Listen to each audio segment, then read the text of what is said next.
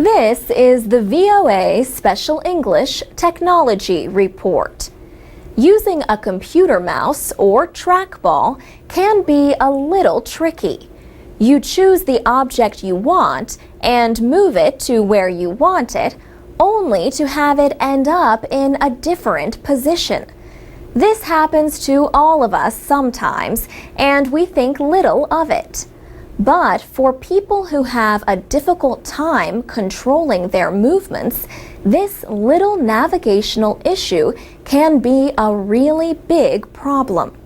Now, researchers at the University of Washington have developed new cursors that make activating objects easier for people with motor disabilities. Jacob Wobrock is an assistant professor at the University of Washington. He leads the AIM research group that developed the cursors.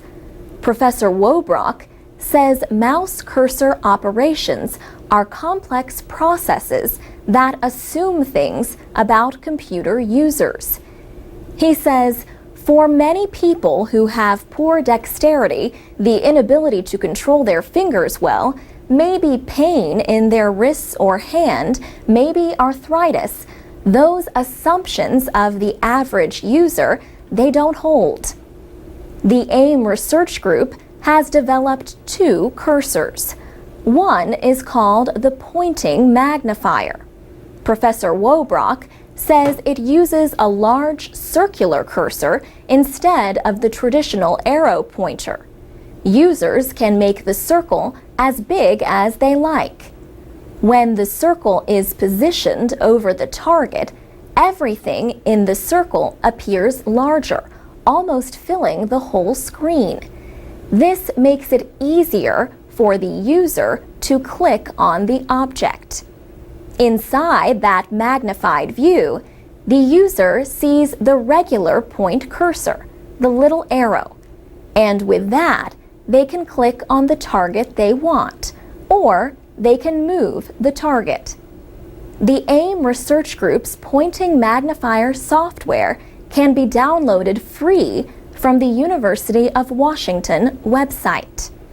AIM is short for Accessible, Interactive, and Mobile. Professor Wobrock says the group's main goal is to make information and computer systems more available and easier to use. And he says AIM's work is not just for people with disabilities. People usually think of accessibility as having to do with someone's physical or cognitive state. But Professor Wobrock says some projects have looked at situational impairments. These are challenges to accessibility that are caused more by the situation that the computer user is in. An example of this might be trying to walk and use a small mobile device at the same time. For VOA Special English, I'm Alex Villarreal.